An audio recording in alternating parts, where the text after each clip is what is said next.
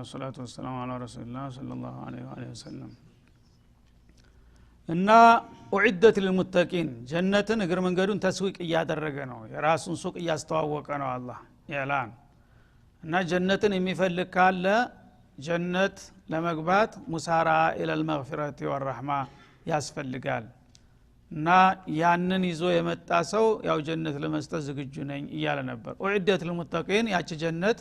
ለዝርክርኮች ለሰነፎች ለስግብግቦች ሳይሆን ለኢባዲላሂል ሙተቂን ነው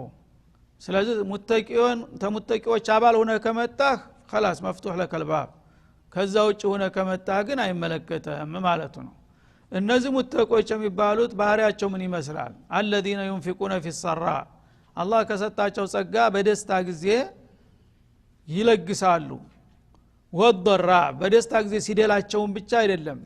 እየጨነቃቸውም እየቸገራቸውም ከዛችሁ ተገኘችው ለወገን ያካፍላሉ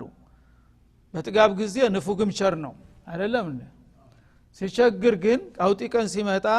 የዛ ጊዜ እኔ ያልቀብኛል ይልና ልጆችን ምን አረጋቸዋል ይልና ጎረቤቱ ሲሞት ያያየው ዝም ይላል ላ እንደዛ ያደርገው አላህ ይጠይቀኛል መስኡልያ ያለብኝ እኮ ይልና ያችኑ ያለችውን ትንሿን ያካፍላል ማለት ነው አላህ ፈረጃ ያመጣል በእነሱ ሰበብ አላህ ይታረቀናል ብሎ እንዳውም በችግር ጊዜም አያቋርጥም ያችን የሚሰራትን ኸይር ማለት ነው መጠኗ ብትቀንስም እንደዚህ ነው እንግዲህ በሲደላውም በምቾትም ጊዜ ይለግሳል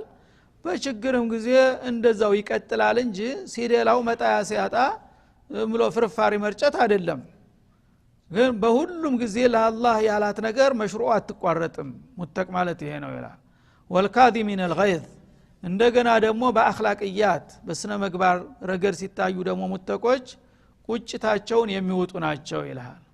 ሰው እንግዲህ በማህበራዊ ህይወት ያው ይጋጫል ያለ ነገር ነው ከጎረቤት ጋር ከቤተሰብ ጋር ከተለያየ አካል ጋር በሆነ ነገር ትጣላለህ ያስቀይመሃል አንዳንድ ጊዜ አንጀት የሚቆርጥ ነገር ያጋጥመሃል ማለት ነው ካልጠበቀው ሰው የዛ ጊዜ ምን ያረጋሉ ያ የበደላቸውን ሰው በመበቀል ፈንታ መበቀል እየቻሉ እንኳን እንበቀል አይሉ ሁሉ ጊዜ እኔን ነው የሚያስታውሱት ይሄ ሰውዬ እንደዛ አርጎ ቢበድለኝም በቃ ለአላህ ይሆነኛል እኔ በበቀለው ምን ያረጋልና ለአላህ የሚተው ይሆናል ወልዓፊና عن الناس በጣም ግፍና አስቀያሚ በደል የፈጸሙባቸውን ሰዎች ይቅር ብያለሁ ይላሉ ይቅርታ አስተሚጠይቀውም አይጠብቅም አንዳንድ ሰው አፈላሁ አንከ አፈውት ይላል ሳትጠይቀው ገና ይሄ ነው እንግዲህ ጎበዝ ማለት አላህ ጋር ሙዓመላ የሚያደርገው ማለት ነው والله يحب المحسنين አላህ ደግሞ በጎ አድራጊዎችን ይወዳል ከዛም አልፈው ለበደላቸው ሰው አንድ ሰው ተበደለን እያንዳንዳችን አቅም ካለ መበቀል ነው የምንፈልገው ከሰደበኝ መስደብ ከመታይ መምታት ከማይ ማማት ይሄ ነው ተፈጥሮ ጸባዩ ግን እነዚህ የአላህ ባሪያዎች ስነ ምግባራቸው ልዩ ነው የመላእክት ባህሪ ተላብሰዋል ማለት ነው የበደላቸውን ሰው ሊውሉለት ነው የሚፈልጉት ሀዲያ ይሰጡታል ማለት ነው በአክስ እና አፉ ይሉታል ሳይጠይቅ ሳይለምናቸው እስትግፋር ያረጉለታል አፈላሁ አንከ ይለዋል ማለት ነው ከዛም አልፎ ሀዲያ ይሰጠዋል ኢህሳን ይውልለታል የሚያስደስት ነገር ያረግለታል ይሄንን እንግዲህ ማንም ሰው ሊያረገው የማይችለው ልዩ ሰዎች ናቸው የዚህ አይነት ባህሪ ያላቸው እንደዚህ አይነት ደረጃ የደረሱ ናቸው የጀነት ግንባር ቀደም ጨኞች ይችላል አላህ Subhanahu Wa Ta'ala እንደዚህ ለማድረግ ትችላለህ የዚህ አይነት ባህሪ ያለህ ጀነት አለህ አትጠራጠር ግን ከዚህ ደረጃ ዝቅ ባልከ ቁጥር ጀነት የማግኘት እድል ጥያቄ ውስጥ ይገባል ማለት ነው ስለዚህ በአንድ ወቅት ሰለፊነ ሷሊሂን አሁን ስማቸውን ረሳሁኝ አላህን የሚፈራ ሰው ነበር ባለጸጋ ነው ሀብታም ነው ባሪያዎች አገልጋዮች አሉት አሁን አንድ ቀን ሰራተኛ ምግብ ይዛ ትመጣለች ምግብ ይዛ ስትመጣ እሱ ተቀምጦ እያለ አደናቀፋትና አጠገቡ ስትደርስ የፈላውን ዲስት እንዳለ ሰውየው ላይ ደፋቸው ልብሱ ሰውነቱ ተላላጣ ተቃጠለ አሁን እንደዚህ ታረግ እንግዲህ አንዲት ሞልፋጣ እንትን ምንድነው የምታረገው ተነስተህ በርግጫ በጥፊ መስተሚደክም ድረስ ነው እንትን የምትለው አይደለም ስለዚህ እንደዛ ሆኖ ተጨማልቆ ተቃጥሎ አላህን ይፈራል ሰውየው ቀጥ ብሎ እንዲህ በቁጣ ሲያያት እሷ ደግሞ አላህ የሰጣት ሂዳያ የሰጣት ሙእሚና ነበረች ምን አለችው ይባላል ወልካዚሚን الغيظ አይኑ ተገልብጧል በቁጣ والكاظمين الغيظ اذكر قول الله والكاظمين الغيظ درس ሰጠችው እዚህ ላይ እኮ ነው ጎበዝ ማለት አይደል ምን ነው ለተረግጠይ ትፈልጋለህ እንዴ ጌታ እኮ ያለው ያችን ጀነት አትፈልጋትም እንዳለች አላህ እንዳውም ፍርሷ ሰጠ ዛሬ ልትፈተን ነው አለችው والكاظمين الغيظ አላለም እንደ ረበና አለች ከዘምቱ አንኒ غيظ አለ በቃቸዋለች ወሰላ ሰዓት ላይ ውሃ ሲጨመርበት እንትን እንደሚለው ችን ስትነግረው خلاص ከዘምቱ غيظ አለ ከዛ ይሄ ብቻ አለች ወላአፊና عن الناس ብሎ የለም እንዴ عفوت عنك አለ ይሄ ብቻ والله يا ابو المحسنين انا انت لله حر አላት الله ተመልከት ያን ኢንቨስትመንት ተመድፋቱ አለሷ ለሱም ኸይር ከፈተላቸው አፉ ብየሻለሁ እንዳው መቋቋሚያ ይሄን ያህል ሽብር ስጧታልና ትእዛዝ ሰጠ ወዲያው ይሄ ነው እንግዲህ ሙእሚን ማለት እንደዚህ የሚያርግ ሰው አለ ወይ ዛሬ ሰምተናል ወይ አይተናል ወይ ይሄ ነው ችግሩ እኛ ሁሉ ጊዜ የሰው ንብረት ቆጣሪ ነን አሁን ወጣ ስንል ሪያድ ዙሪያውን በየአቅጣጫው ምን የመሰሉ ህንጻዎች ይታያሉ እነዛ ሁሉ የኔ ይሁኑ ብለን ብንመኝ የኛ ይሆናሉ ግን ያንን ለማግኘት መስራት ይፈልጋል የሰሩ ሰዎች ናቸው እንደዛ የሚያመርቱት አኺራውም እንደዛ ነው እና والله يحب المحسنين الله በጎ አድራጊዎችን ይወዳል በጎ አድራጊዎች የበደላቸውን ሰው እንኳን መበቀል ትተው እንዳውም እንደጠቀማቸው ሀዲያ ይሰጡታል ያሳፍሩታል አንተ አንድ ሰው ሲበድልህ አጠፋውን በመናገር አሳፍረዋለሁ አቃለዋለሁ ብትሮጣለህ አይደለም የሰው ልጅ በአካሉ ተሚቀጣ መንፈሱ ነው መቀጣት በጣም የሚሰማው አንድ ሰው አንተን በድሎህ ድብና አርጎ ደባ ሰርቶብህ ይያለ እንደገና ባልጠበቀው መልኩ ሀዲያ ስትሰጠው ምንድነው የሚሰማው መሬት ቢውጣው አይጠቅመውም ምን አይነት ጉርሰው ነው እንዴት ትላለብኝ ምን ላድርግ ነው የሚለው ይጨነቃል አለበለዛ በዒናድ ከያዝከው በወንጀል ላይ ወንጀል እየጨመረ አንድ ስታረግ እሱ ሁለት ተያይዞ መጥፋት ነው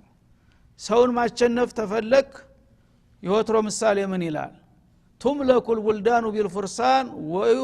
ወዩምለኩል ኢንሳኑ ቢልኢህሳን ይላል ወትሮ እንደ ዛሬ ጀት ታንክ ሮኬት ምናምን አልነበረም ትልቅ የጦር ኃይል የሚባለው ፈረስ ነበር አንድ 40 ፈረሰኞች ካሉ ስንት ሀገር ተወር ነበር እና በዛ ጊዜ ሀገር የሚቆጣጠረው አንድ ጀግና ፈረሰኛው በበዛ ቁጥር ነው ይላል ግን እነዛ በፈረሰኛ በጦር ያንበረከካቸው ግዛቶችህ እንዲወዱህ ማረግስ ትችላለህ በግድ ያው አቸንፈህ ደቁሰህ ተተቆጣጠርካቸው በኋላ ውደሩ ይብትላቸው ቀልባቸውን ልትገዛቸው ትችላለህ አካላቸውን ታንበረከካቸዋለህ ቀልባቸውን የምትገዛው ግን ቢልኢህሳን ነው ይላል ጥሩ ነገር በመስራት ጥሩ በሰራ ቁጥር መጀመሪያ ይሄ ወራሪ ይሄ ጥጋበኛ እንዲያርጎ መጥቶ ጨፈጨፈ ምናምን ሲል የነበረው ሁሉ አይቶት የማያቀው አዳላ ፍትህ ስትሰጠው ያላሰበው ኢህሳን ሁሉ ነገር አገሪቱን ጸጣርገ በሚዛን ስታስተዳደር ስታይ እንዴት አይነት ኑር የሆነ ሰው መጣልን አላህ እድሜውን ያስረዝምልን ማለት ይጀምራል ኢህሳኑ ያስረሳዋል ያን ያለፈውን ነገር ማለት ነው ኢህሳን ከሌለ ግን የሰው ልጅ አቅም ባይኖረው ቢያንስ ሲረግምህ ይኖራል መርገም ይከለክለው የለም በቃል ሌላ ነገር ባይኖረው ኢህሳን የሰው ልጅ ማቸነፊያ ጨዋ ሰው ማለት ሰውን ማቸነፍ ያለበት በመልካም ስራ ነው ሰው አንተ በመልካም ስራ የበላይነትን ካሳየ ሁሉም ሰው አለቃ ለማድረግ አይከብደውም አለቃ መሆን የሚቻለው በስቲያድ በደግነት ነው በችሮታ ነው በርህራሄ ነው በትግስት ነው እንጂ በጉልበት በጦንቻ አይደለም ነው የሚለው አላህ Subhanahu Wa Ta'ala والذين اذا فعلوا فاحشة الى سبحان الله በየዘርፉ እንግዲህ እስላም አንድ ክንፍ አይደለም በየአቅጣጫው ነው አኽላቅ الاسلامን የሚያሳይህ በኢኮኖሚው አሳየን ናሙና ነሙዘጅ እንደገና ደግሞ በኢትዲያ በሚያረግበት ጊዜ ምን አይነት አጠፋ በመስጠት አሁን ደግሞ ቀጥሎ ራሳቸው ደግሞ ሻሃዋታቸውን መቋቋም አቅታቸው የሚባልጉ ሰዎች አሉ በተለይ በወጣትነት እድሜ ያሉ ሰዎች የሰይጣንና የነፍስ ያመጫዋቻ የሆኑና ለተለያዩ ፈዋሂሾች ብልግናዎች ይጋለጣሉ እነዛም ራሱ ወደ ተቅዋ ወደ ኢህሳን እንዴት መመለስ እንደሚችሉ ያሳየናል والذين اذا فعلوا فاحشة እነዚያ መጥፎ በሚሰሩ ጊዜ ፋሂሻ ማለት ማ يقبح سماعه ورؤيته ማንም ሰው ቢያየው ቢሰማው የሚሰቀጥጥ የሆነ ምልግና የሚሰራ ሰው ማለት ነው ማንም ሰው የሚያወግዘው ነገር ፋሂሻ ይባላል የዛ አይነት ስራ የሰሩ አው ظلሙ አንፉሰሁም ወይም ደግሞ ሰይአት አዲያ ተራ የሆኑ ወንጀሎችንም የሰሩ እንግዲህ ሰይአ ከባኢረ الذنوب እንደ ዚና ያለ እንደ ሊዋጥ ያለ እንደ ሪባ ያለ እንደ ሽምረል ኸምር ያለ እንደ ሰሪቃ ያለ ፈዋሂሽ ይባላል ምክንያቱም ማንም ጤናማ አእምሮ ያለው ሰው ይሄን ነገር ይሰራል ከተባለ ይሰቀጥጠዋል ማለት ነው ሱብሃንአላህ እንትን ሆኖ ያለባቸው ሰዎች እንኳን አይወዱትም አሁን ሸርሙጣዋ በየሜዳ አንሸርሙጣ ብሎ ቢጠሯት ደስ ይላታል እሷ እኮ ቁማለ ያደባባይ እየለመነች ነው ግን ሸርሙጣ ከተባለ ሰቅጥጥ ይላል ሰውነቷ ሌባው እየሰረቀ ነው ያለው ይህ ሌባ ብትለው አደባባይ ይቀበለዋል ስራዬ ነው ብሎ በደስታ ይቀበለዋል እንዴት ሌባ ትለኛለህ ነው የሚለው ከራከራ እንደ ስሜን ታጠፋለህ ይላል ለምን ይሄ ስራ አጸያፊ ስለሆነ ፋሂሻ ነው በዚህ ስም ከታወቀ በሙጅተማዑ መኖር እድል እንደሌለው ያቃል ማለት ነው እና ይሄ አይነት እንግዲህ ስራ አጸያፊ ስራ ስለሆነ እነዛ የሚሰሩት እንደሞያ አድርገው የያዙ ሰዎች እንኳን ቃሉን አይፈልጉትም ተግባሩን እያስተናገዱት ማለት ነው ይሄ ፋሂሻ ይባላል ظلموا انفسهم ማለት አዩ ሙኻለፋ ሰጋኢረ الذنوب ቢሆን የሰራ ሰው በድብቅም ሰው ባያየውም ያው ራሱን በድሏል የዛ አይነትም ከሰሩ በኋላ ذكروا الله يوم من الايام ተንቅልፋቸው ይነቁና አላህን ጌታቸውን ያስታውሳሉ فاستغفروا لذنوبهم ለዛ ለፈጸሙት ወንጀላቸው ምህረትን ይለምናሉ ومن يغفر الذنوب الا الله ወንጀልን የሚምር ማን አለ ከአላህ በስተቀር ማለትን ይገነዘቡና ያ ረቢ ይላል በሌሊት ተነስቶ ማለት ነው እኔ እስከዛሬ ተጨማለቅያለሁ ጠፍቻለሁ አንተ ታውቃለህ ይቅር በለኝ ምን ይጎልብሃል እኔም በመቅጣት ምን ትጎዳለህ ይሎ ጌታው ጋር ይወያያል ማለት ነው ይሄን ካደረገ ወለም ይስሩ على ما فعلوا በዛ ይሰሩት በነበረው ጸያፍ ላይ እስከመጨረሻው ሊቀጥሉ አይፈልጉም እስከመቼ ነው እኔ እንደዚህ ምጃጃለው በቃኝ በቃ እስከዛሬ ተጨማልቅያለሁ ብሎ ወደ ጌታው ቆራጥ እርምጃ ይወስዳል ወهم يعلمون ያ ጸያፍ ስራቸው እንደማያዋጣቸው መጨረሻ አደጋ ውስጥ እንደሚጨምራቸው ተገንዝበው በዚህ መልክ መመለስን የሚያውቁ ከሆኑ ይላል ኡላኢከ ጀዛኡሁም መግፊራ እንዲህ አይነቶቹ ተመላሾች ምንዳቸው በኔ በኩል ምን ይሆናል ምህረት ነው ምህረትን አድላቸዋለሁ ይላል ምን ያረግልኛል የሱ ወንጀል ብቀጣው ምን የሚጎልብኝ ነገር አለ من ربهم ከጌታቸው የሆነ ምህረት ይታደላሉ ወጀናት ከዛም በምህረት ታጥበው ጸድተው እዛ ወዳጆች አገር ጀነት ውስጥ እንዲገቡ ይፈቀድላቸዋል ተጅሪ من تحتها الانهار ከስሮቻቸው የተለያዩ ጅረቶች እየጎረፉ የሚሰራጩባቸው ወደ ሆኑ ጀነቶች እንጋብዛለን خالدين فيها በዛም ውስጥ ለዘላለም ነዋሪ ዘውታሪ ይሆናሉ ወኒዕመ አጅሩ العاملين የሰራተኞች ስራ ምን ያማረ የተዋበ ነው ይላል ሁሉንም አካቶ ማለት ነው እንግዲህ في قمة التقوى ያሉትንም እንደገና في اسفل السافلين ያሉትንም በመጨረሻ ታወቁበት ሁሉም አገራቸው ጀነት እንደሚሆን ገለጸልን ማለት ነው እና መጀመሪያዎቹ ጧሃራ የሆኑት ተቅዮች ሳሊሖች የሆኑት ወትሮም ጀነት ለእናንተ ነው የተዘጋጀችው ማን ይወስዳታል የራሳችሁ ርስት ነው አላቸው ሌሎቹ ደግሞ ዝጉርጉር ናቸው መጀመሪያ ሰይጣን ነበረ ከዛ ሸይጣን እንደፈለገ ያሽከረክረው ነበረ ፈዋሂሽ የተባለን ጀራኢም የተባለን ሁሉ ይሰራ ነበረ ግን ከለታት አንድ ቀን ተንቅልፉ ነቃ እስከመቼ ነው በዚህ መልኩ ነው የምቀጥለው ወይ አላህ ሂዳያ ኑር የሆነ ዳዒ ያጋጥመዋል አንተ እስከመቼ ነው አላህን አትፈራም ወደ ጌታ አትመለስም በቃ እስከዛሬ ጨፈርክ ብሎ ሲነግረው ልብ ውስጥ ሂዳያ ይገባል የዛ ጊዜ ያ ረብ ብሎ ከልቡ ያለቅሳል አላህ ይቀበለዋል በመጨረሻ ጀናት ይሆናል አገሩ ይልሃል ማለት ነው እንግዲህ ይሄ ተመልከት ሙተቂን የሚለው ውስጥ አስሊ የሆኑ ሙተቂዎች አሉ መደበኛዎች መጤዎችም አሉ ማለት ነው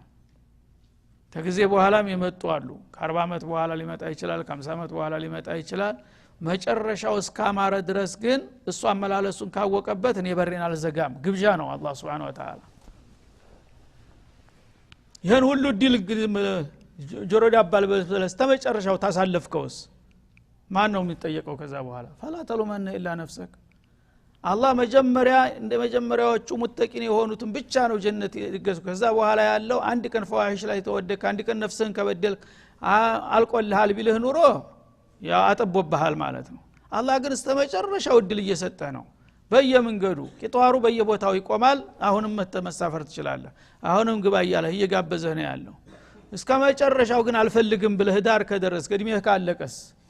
ያ ጊዜ ራስ ጉዳይ የመረጥከው ጀሃነም ይሆናል ማለት ነው አለበለዛ ያመላለስ ያወቁ ሰዎች በየእርከኑ ወደ ጌታ መቀላቀል ወደሱ መንጣት እንደሚችሉ በሩን ክፍት አደረገ እነዚህ ሁሉ እንግዲህ ያካተተ ነው ተቋ የሚባለው መድረክ ይላል አላህ Subhanahu Wa Ta'ala قد خلت من قبلكم سنن ተናንተ በስተፊት የተለያዩ የሰው ልጆች ልማዶች አልፈዋል ይላል የሰው ልጆች በመጥፎውም በበጎውም ታሪክ አለ የሰው ልጅ ታሪክ እነዛ ታሪኮች ሱነን ይባላሉ እና በመጥፎም ገጽታ የመጨረሻው የዘቀጡ አሉ የባለጌዎች ምሳሌ የሚሆኑት እንደነ ፊርዓውን እንደነ ቃሩን ማለት ነው በደጎቹም ደግሞ ደረጃ ሲታይ እንደዛው ዒባዱላህ ሷሊሒን በየዘመኑና በየሀገሩ ታሪክ አዘግበዋል ሁለቱም ታሪኮች እንደ መስታወት ፊት ለፊታችሁ ነው ያሉት እነዛን ታሪኮች አንብቡ አትዘንጓቸው ይላል ፈሲሩ ፊል አርዲ እነዛን ታሪኮች ለማንበብ በምድር ላይ ተዘዋወሩ አንድ ቦታ ብቻ ቁጭ አትበል ታሪክህን አንብብ ዓለምን ቃኛት በተለያየ አቅጣጫ የታሪክን ማህደር መጎብኘት አለብህ ይላል ፈንظሩ كيف كان عاقبة المكذبين እና የኔን መልእክት የሚያስተባብሉ የነበሩ ጥጋበኞችና ትቢተኞች መጨረሻ ፍጻሜያቸው እንዴት እንደሆነ አስተውሉ ቆም ብላችሁ ይላል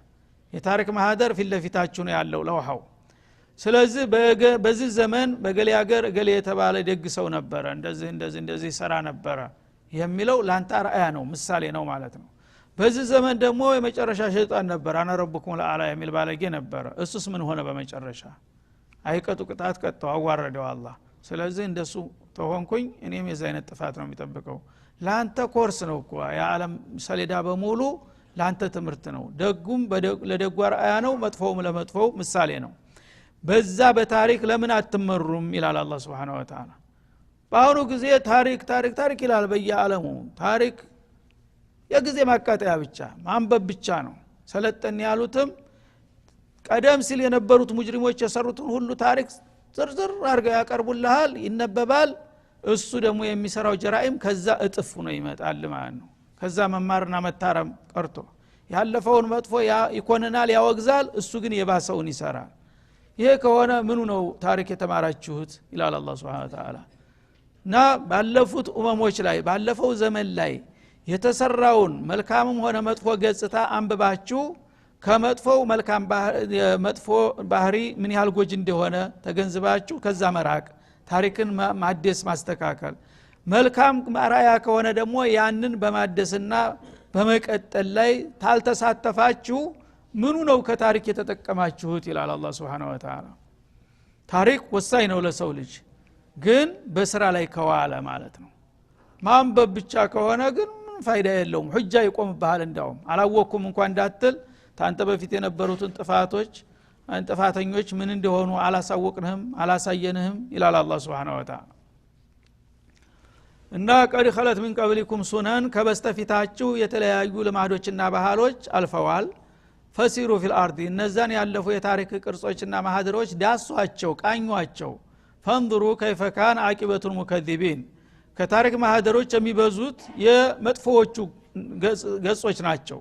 ሷሊሆች ጥቂቶች ናቸው በየዘመኑ በየአገሩ ማለት ነው የሙጅሪሞች ታሪክ ግን ዓለምን ሞልቶ ነው ያለው ያንን ሁሉ ነገር ቃኝታችሁ ከነሱ ጥፋት እንዴት መራቅ እንዳለባችሁ እንድትማሩ እኮ ነው ታሪክን ያስቀመጥ ነው ለምንድን ነው በታሪክ ስማ ተጠቀሙት ይላል هذا بيان للناس ሱብሃንአላህ ይህ ለሰው ልጆች ጠቃሚ የሆነ መግለጫ ነው ይላል ይሄ ቀላል ነገር ቢሻው ብሎ የሚታለፍ ነገር አይደለም የሰው ልጅ ከታሪኩ መማር አለበት የሚለው ነገር አላህ Subhanahu Wa Ta'ala ሁን ብሎ ለእናንተ የሰጠው መግለጫ ነው ወሁደን መመሪያም ነው ወመውዒዞቱን መገሰጫ መመከሪያም ነው ለነማን للمتقين አላህን ለሚፈሩና በፍቃዱ ለሚመሩ ጥንቁቃን እና ሰዎች ግን ሁሉ ጊዜ የሚሰራ የሚወራውን ነገር በአንድ ጆሮ ሰምቶ በሌላ ጆሮ መጥፋት ነው ይሄ ከሆነ ሁሉ ጊዜ ውሃ ቅዳዋ መልስ ነው ታጥቦ ጭቃ ነው የምትሆኑት ሰዎች ግን ከታሪካቸው በሚገባ ራሳቸውን እያመሳከሩና እየገመገሙ ከሄዱ በየጊዜው ጥፋት ላይ መውደቅ የለም ማለት ነው። ምክንያቱም አንተ ተጅሪባ ይሄን የሰራ ሰው ውጤቱ ይሄን ይሆናል ማለት ከታወቀ ለምን ነው ዘጅራኢም ውስጥ የምትገባው? ከዛ መዳል ተሌሎቹ አቂል ማለት ከሌላው የሚማር ነው። ገቢይ ማለት ደግሞ ራሱ ትምህርት የሚሆን ነው ይላል። አቂል የሆነ ሰው ታንተ በፊት ያጠፉና ያከፉ ሰዎች ካሉና በዛ ምክንያት የወደቁ ሰዎች ካሉ ያንን ትምህርት አድርገህ እዛ ጥፋት ላይ እንዳትወድቅ አንተ ተማርክ ብልህ ነህ አንተ ማለት ነው። ጅል ከሆንክሳ አንተ ራስህ ታሪክ ትሆናለህ ማለት ነው። የመጥፎዎች ምሳሌ ትሆናለህ፣ ሰይጣን ትሆናለህ፣ ሰንጀራኢም ሰርተህ ትሄዳለህ፣ እንደገሌ እንዳትሆን እየተባለ ምሳሌ ትሆናለህ ማለት ነው። ግን የሰው ልጅ በብዛት እያደረገ ያለው ይሄንን ነው። እሱ ራሱ ምሳሌ የሆነ ታሪክ እየሆነ ነው የሚሄደው እንጂ ተታሪክ የሚማሩት በጣም ጥቂቶቹ ናቸው። ይህን ሁሉ ተቅዋን እየሸረህ ነው አላህ። እተቁላህ አጢዑላህ የምትለው ቃል ቀላል ነገር አትምሰላችሁ። በእነዚህ ሁሉ ነገሮች በእነዚህ ሁሉ ኬላዎች ላይ ታልፋለችና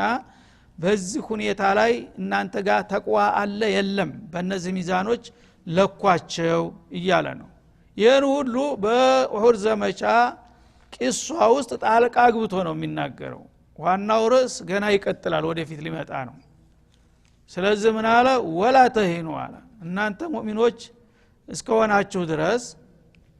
አትዳከሙ። ለምን ደካማ ልፍስፍስ ለምን ትሆናለህ?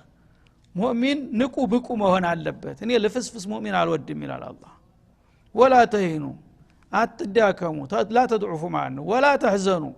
ደግሞ የህይወት ውጣ ውረድ እንቅፋት ችግር ካጋጠመህ በሐዘን ተስፋ አትቁረጥ፣ አትዳሽቅ። ያለ ነው። ልጅ ሞትብሃል፣ ገንዘብ ይከስራል፣ መኪናው ይገለበጣል፣ ምን ይላል? ይሄ ባንተ ላይ የተጀመረው ወትሮስ ይሄን አታውቅም ነበር። ጉዞ ወደፊት ነው። የወደቀው እየወደቀ የያዝከውን እያዝክ መቀጠል ነው ያለብህ እንጂ አንድ ነገር ሲደርስብህ ክልብሽ ማለት የለብህም። ስለዚህ እኛ ዛሬ ተቸነፍን በቃ አለቀልን አይባልም። ነገ ደግሞ ተደራጅተህ የበለጠ ውጤት ለማምጣት ቀጥል። ወላ ተህዘኑ በሚደርስባችሁ ነገር አትዘኑ። ወአንቱም الأعلون ምን ጊዜም እናንተ የበላይ ናችሁ ኢን ኩንቱም ሙእሚኒን አማኞች ከሆናችሁ። ይሄ ነው ትልቁ ቁልፍ ነገር ማለት ነው። ኢማን አለህ አይደለም አንተ የዓለም አለቃ ማለት አንተ ነህ። የፈለገው በሀብት በጉልበት በምን የፈለገው ጣራ ነካሁኝ ይበል ጠረፍን ይቃኝ፣ አንተ ግን ሙእሚን ከሆንክ ጌታ ዘንዳ እኔ ዘንዳ ትልቁ ሰው አንተ ነህ ይልሃል አላህ Subhanahu Wa Ta'ala። ይሄንን እንግዲህ እድል ነው ለሙእሚኖች የሰጠው ማለት ነው። ዱንያ ምንድናት? ዱንያ ዋጋ ቢኖራት ኑሮ የአላህ መልእክተኛ የሚሉትን ቀምስታተው ጠፍጣፋ ድንጋይ አንጀታቸው ውስጥ ያስሩ ነበረ። ዛሬ ግን ይሄው የቤንዚን መጥቶ በላይን በቀን በሊዮን ይመረታል። ይሄ ወዶን ነው ዛሬ ላለው ትውልድ። እነሱን ስጠልቷቸው ነው ያን ያህል በራብ በችግር እንደዛ ሲላቸው የነበረው። ዱንያ አይደለችም የሰው ልጅ መለኪያ። ወአንቱም الأعلون إن كنتم مؤمنين ሙእሚን መሆናችሁ ከተረጋገጠ አበደን በአለም ላይ ከናንተ በላይ ማንም የለም፣ እናንተ ወደረኛም የለም። እናንተ የመጨረሻ ቁንጮ የአላህ ወዳጆች የጀነት ጮኞች ማለት እናንተ ናችሁ። بشرط أن تكونوا مؤمنين أتقياء ይላል አላህ Subhanahu Wa Ta'ala። እና የኡሁድ ለታ እንግዲህ ነክሳ ያልጠበቁት ችግር ስለደረሰባቸው ሰው ናቸውና ሞራላቸው ተነክቶ ተደናግጠው ነበር። አይዞህ ምን ችግር አለ? ይሄ አትድከም፣ አትልፈስፈስ፣ አትዘን። አንተ ሙእሚን እስከሆንክ ድረስ ነገ ደግሞ በተሻለ መልክ ተደራጅተህ የበለጠ ውጤት ታመጣለህ። አልሙሂም ሙእሚን መሆንህ ብቻ ያዝ። ሙእሚን እስከሆንክ ድረስ ዱንያ የፈለገ ቢወድቅ ቢነሳም በዱንያ ላይ ታንተ የተሻለ የለም ይላል አላህ Subhanahu Wa Ta'ala። በመሆኑም ኢየምሰስኩም ቀርሁን አለ ዛሬ በኡሁድ እንዲያጋጠማችሁ ቁስለት ብዙ ሰው ነው የቆሰለው ተሞተው ባሻገር ማለት ነው። ቀርህ በጣም ጥልቅ የሆኑና በርካታ ቁስሎች በእናንተ ላይ ቢደርስባችሁ በውጊያችሁ ላይ ፈቀድ መሰል ቀውማ ቀርሁም مثله ወትሮስ ጦርነት ሰርግ አይደለም፣ ሙንተዛ አይደለም፣ እስቲራሃ አይደለም እኮ ጦርነት ከገባ ያው መስዋዕት መክፈል የታወቀ ጉዳይ ነው። ስለዚህ እናንተ ዛሬ ብዙ ሰው ቆሰለብን ብዙ ጀግና ታረደብን ብላችሁ ነው የምታዝኑት በእናንተ ላይ እኮ ቁስለት ቢደርስ በጥላቶቻችሁ በዛኛውም ካምፕ ተመሳሳይ ጉዳት ደርሷል ታዲያ ጦርነት ገብቶ ምንም ነገር ጫፈ ሳይነካ ልትወጣ ትፈልጋለህ እንዴ ይላል አላህ Subhanahu Wa Ta'ala ቀርሁም مثله ልክ በእናንተ ላይ የደረሰው አይነት ጉዳት ቁስለት በዛኛውም ግንባር ላይ ደርሷል ስለዚህ አቻ ነው ጦርነት ከገባ አንተም ትመታለህ እሱም ይመታል ታዲያ ምን ትጠብቃለህ ተዘሌላ ወቲልከ الأيام نداولها بين الناس ወደ ውጤት ሲመጣ ግን ያው ማዕረካ ፍጥጫ ነው ትንቅንቅ ነው እኔ ጥል የገለብጥ ነው አይደለም እንዴ ያ የቆሰለው ቆስሎ የወደቀው ወድቆ የሞተው ሞቶ በመጨረሻ ግን ይዘንጀለል ጉባር አቧራው ሲገለጥ ውጤቱ ዲሉ ወደ አንዱ ማጋደሉ አይቀርም የዛ ጊዜ ወቲልከል አያሙ ኑዳውሉሃ ይህች የዲል ቀን ይላል በሰዎች መካከል ወይም በተለያዩ ቡድኖች መካከል የምትሽከረከር ኳስ ናት አለ ኳስ አንድ ቦታ ዘላለም ትኖራለች ወላ ደቂቃ አትቆይም አሁን አንድ ጎል አገባ ብሎ ሲስቅ ሲሳሳብ ወዳው ደግሞ በዛ ደቂቃ እዛኛው ጎል ይገባል ዲልም እንደዛ ናት ይላል አላህ Subhanahu Wa Ta'ala ዛሬ አንተ ቀና አሸነፍክ ተብሎ ሲጨፈር ነገ ደግሞ ትወቃለህ ማለት ነው ይሄ ያለ ነገር ነው ትልቁ ግብ ግን የት ነው ኢማንህን ይዘህ ያቺ ጀነትን የሚነካ ነገር እንዳይመጣ ብቻ ዱንያ ትንጣ ዛሬ ያቸንፈሃል ነገ ትገለብጠዋለህ ወቲልከል አያሙ ዱአ ጦቢያተል ዱንያ ይሄው ነው ቅብብሎሽ ናት ህይወት ቅብብሎሽ ናት አንድ ቤት ሁሉ ጊዜ ዲል አይኖርም አንድ ቤት ደግሞ ታጋይስት አለ ድረስ ሁሉ ጊዜ ሽንፈት አይኖርም ሽንፈት ሁሉ ጊዜ የሚኖረው ሰነፎችና ፈሪዎች ቤት ነው ተተንቀሳቀስክ ግን አበደን ሱነቱላህ ነው ወቲልከል አያሙ ኑዳዊሉሃ ህይወት ቅብብሎሽ ናት ዛሬ አንተ ያደረችው ዲል ነገን የጋ ትመጣለች ይሄ ነው ወቁትና ግቡበት ነው የሚለው በይነ الناس በሰዎች መካከል የቺ የዲል ቀን ሁሉ ጊዜ የምትሽከረከርና የምትገላበጥ እንጂ ያንዱ አንጡራ አይደለችም ዲል ሙእሚንም ሆንክ ካፊርም ሆነ ይሄ የአላህ ሱና ነው ተፈጥሯዊ ህጉ ነው ማለት ነው የታገለ ዲል ያገኛል በቃ የሆነ ይሁን አላህ ለፈለገው ይሰጠዋል ማለት ነው ወሊዕለም الله الذين آمنوا ይሄን የሚያደርገው ለምንድነው አላህ አማይ ባሮቹን ለይቶ ሊያቃቸው ነው አማይ ባሮች ከሆኑ ዋናው ሀደፋቸው ከአላህ ጋራ ያለው አላቃቸው ጥሩ መሆኑ ነው ዲል ቢሄድ ቢመጣ ጉዳያቸው አይደለም የታዘዘኝን ሰራሁኝ እኔ ማድረግ ያለብኝ አድርጋለሁ ዲሉን ለሰጠው አልহামዱሊላህ ደሞ እንቀጥላለን በሚቀጥለው ማለት አለብህ እንጂ በቀላሉ ክልብሽ አትልም ሙእሚን ካልሆንክ ግን ታኮርፋለህ ማለት ነው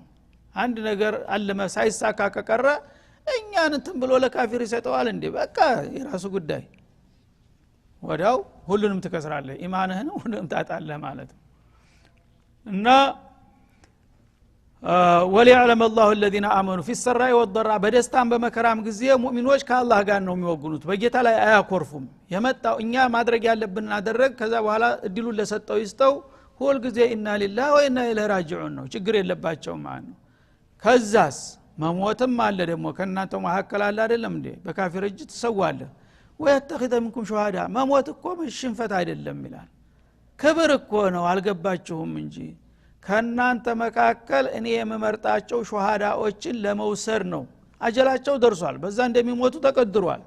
ስለዚህ ለዓላማው ታግሎ ከሞታ አንድ ሰው ከሰረ ባጭር ቀረ ተቀጨ ለምን ትላለህ ولا تقولوا لمن يقتل في سبيل الله اموات بل احياء عند ربهم يرزقون ስለዚህ የሚሞቱ ሰዎች እኮ في سبيل الله በዲናቸው ላይ እየታገሉ የሚሞቱ ሰዎች የናንተ አለቆች እኮ ናቸው አላህ የመረጣቸው ናቸው ሙከረሞች ናቸው እናንተ ግን እንደ ጅል ነው የምታዋቸው ህይወት መሯቸው እንደሄዱ والله لا يحب الظالمين ግን በዚህ ሂደት ላይ በአጋጣሚ እናንተን አስጨፍጭፏችሁ ቆስላችሁ አሙታችሁ እንደ ካፊሮቹ ዲል ከቀናቸው ብዙዎቹ አላህ ካፊሮቹን እንደወደዳቸው እንደመረጣቸው አድርገው ነው የሚወስዱት አበደን والله لا يحب الظالمين ዛሊሞችን አልወድም ግን ፈተናቸዋለሁኝ እንደምወዳቸው መስሏቸው እነሱ ደግሞ እንዲንቀባረሩና አንድ ቀን እስከሚወቁ ድረስ እያደባዋቸው እየሞከትኳቸው እንጂ ካፊርን አልወድም ዛሊምን በጭራሽ አልወድም ይላል እናንተን ግን ለመፈተን ስል ድሉን እነሳቸዋለሁ አንዳንድ ጊዜ ድሉ ወደ እነሱ ሊያጋድል ይችላል ይሄን ሁሉ አውቃችሁ እኔ ጋራ ያለው ግንኙነታችሁ በጥንቃቄ ልትመሩት ይገባል ኢላላ አላህ Subhanahu Wa Ta'ala هذا وصلى الله وسلم على النبي وإلى اللقاء والسلام عليكم ورحمة الله وبركاته